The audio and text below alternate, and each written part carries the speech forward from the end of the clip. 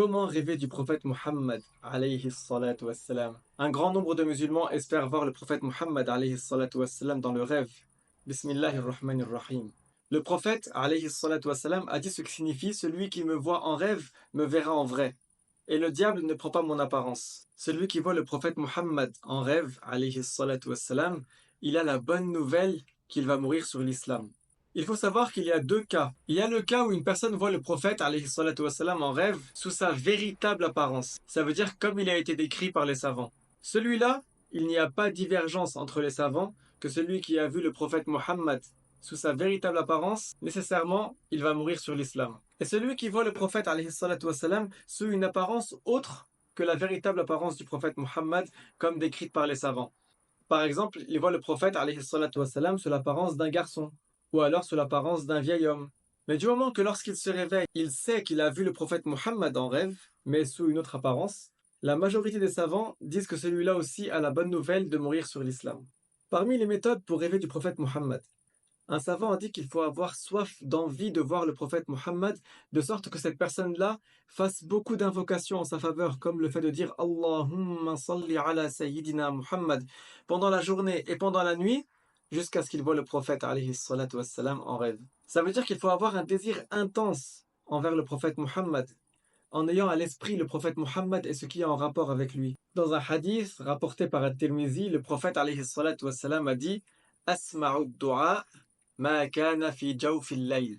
Cette parole signifie que l'invocation qui est la plus proche d'être exaucée, c'est celle qui est faite en pleine nuit. Et oui, dans ce temps-là, la plupart des gens dorment. Rares sont ceux qui se lèvent et qui invoquent Allah, ceux qui se prosternent et qui pleurent, ceux qui demandent le pardon d'Allah, ceux qui demandent à Allah. La majorité des gens dorment en pleine nuit.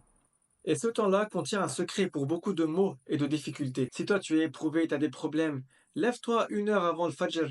Fais une prière surérogatoire, lillahi ta'ala, par exemple 2 rak'at, dans le cas où tu n'as pas des prières à rattraper, bien sûr, et demande à Allah. Donc une personne qui voulait voir le prophète Muhammad en rêve est partie voir un savant et lui a demandé. Et ce savant-là lui a dit, lève-toi 1/2 heure avant le Fajr. Ça veut dire avant le temps du Subh. Il lui a dit de faire une prière surérogatoire. Ça veut dire non obligatoire. Comme par exemple une prière de 2 rak'at. Et bien sûr, cela dans le cas où il n'a pas de prière à rattraper. Il lui a dit, après le salam, tu t'assois et tu fais des invocations. Il lui a dit, puis récite 10 fois Salatul Ibrahimiyya. C'est une invocation en faveur du prophète Muhammad. On dit, Allahumma salli ala Muhammad wa ala ali Muhammad, kama sallayta ala Ibrahim wa ala ali Ibrahim, innaka hamidun majid.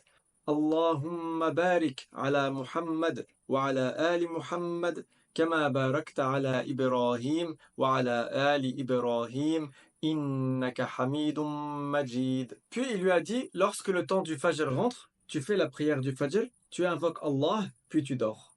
Cette personne l'a fait. Et la première fois qu'il l'a faite, il a vu le prophète Muhammad alayhi salatu wassalam en rêve. Qu'Allah nous l'accorde. Aussi, le prophète alayhi salatu wassalam a dit, ce qui a pour sens enfoncé dans un hadith, celui qui invoque en ma faveur 100 fois, Allah lui accorde l'accomplissement de 100 besoins. Donc mets l'attention dans ton cœur de ton besoin et invoque en faveur du prophète Muhammad 100 fois. Par exemple en disant Allahumma salli ala Muhammad. Abonnez-vous et partagez. Walhamdulillahi Rabbil Alamin.